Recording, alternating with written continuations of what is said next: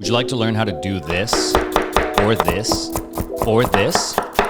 My name is Andre. I'm a private chef for pro athletes, and there's really just one knife skill that you actually need to know. So I'm gonna show you that simple technique that will make you 10 times faster and way safer in the kitchen. First, let's talk about what types of knives you actually need and the ones that you don't.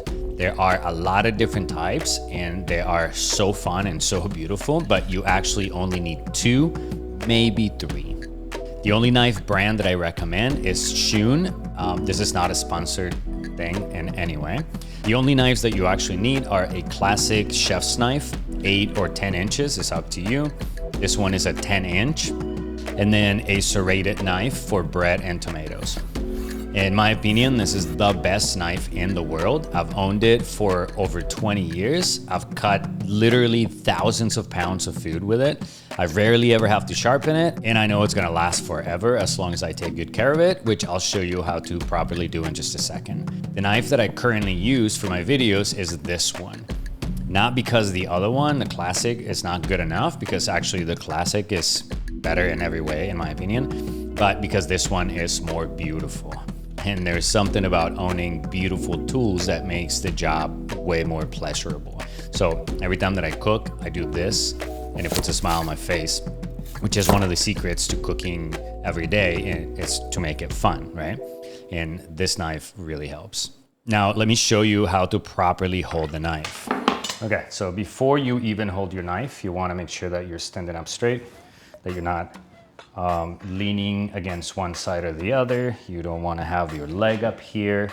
You don't want to do any of those things, because if you do that long enough, you're going to end up getting injured. It's just, that doesn't make any sense. Second thing that you want to do is you want to make sure that your arms are at a 90-degree angle, like this, right? So when you're chopping, it's like this. It's not going to be weird, like, you know, your arm is out here, like cutting like that. That doesn't make any sense. So you want to be super comfortable. This is how you're gonna do it, right? Arms, again, 90-degree angle. Then you're gonna actually grab your knife. And the way you want to do that is you want to make sure that your knife is balanced. So that's how you know that your knife is balanced. And you gotta have a good knife to do this, because when Shun, in this case, made this knife, they thought about this because they're professionals. If you buy a crappy knife, they're not gonna do that, they don't care. So the way you wanna do this is you wanna pinch the knife. You'll notice right here, chefs have a knife callus right there. You see that? And that's because that's where the knife is resting. And it's not gonna be on the handle, it's gonna be on the blade. So, and that's because that's the fulcrum point. That's where it's balanced. So you want to pinch it. Be careful not to touch the end of this like that. So you pinch it like that. So that's the way that it should be. This way it's balanced, and it's not going to make it so your wrist has to work really hard, or your elbow. Because if you were like this, then now you're out of balance and your wrist is gonna have to do a lot of the work. So because we're gonna do this every day, if you're cooking every day, as we all should, then we'll end up getting injured. So just like this, 90-degree angle. Right, this makes a lot of sense. And again, you're always touching the knife, just like that. Make sure that your fingers, the thumb especially, is curled in back behind the other fingers, and you don't do this number. That's how people get cut, is because they're not touching the knife. They don't know what's happening. So make sure that they're curled up, you're touching. And you do this pretty slow at first, and then eventually you'll be able to do it super fast. What else? I think that's it. That's how you hold a knife. If you have questions, let me know in the comments down below. To take care of your new fancy knife, you want to do 3 things. 1, you want to make sure that we're cutting on the right surface. So don't ever cut on anything other than real wood. There are lots of cutting board styles, but real wood is the one that you want to buy. So no plastic, no glass, or anything like that that doesn't look natural, like this. I don't like this at all.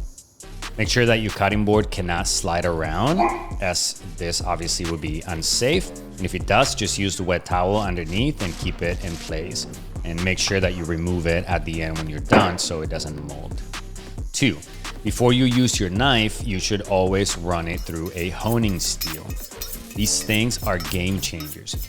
They don't actually sharpen the knife, but they hone the blade back in place.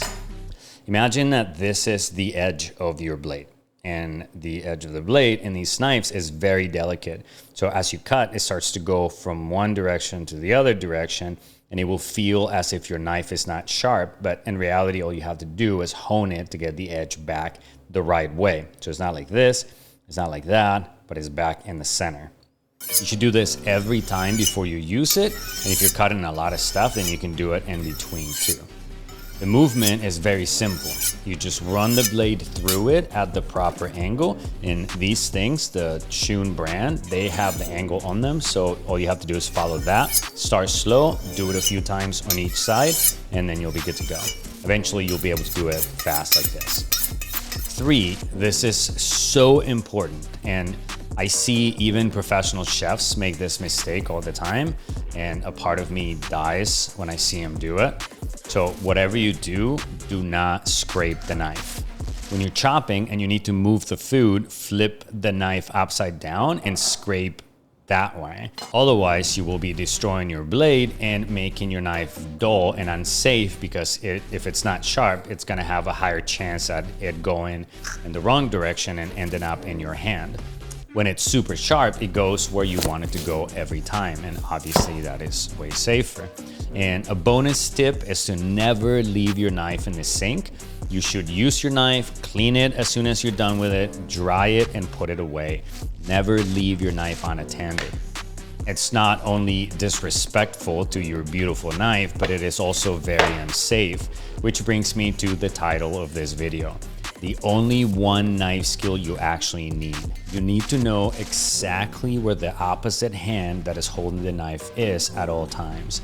So if you are right-handed like me, you need to know where your left hand is at all times.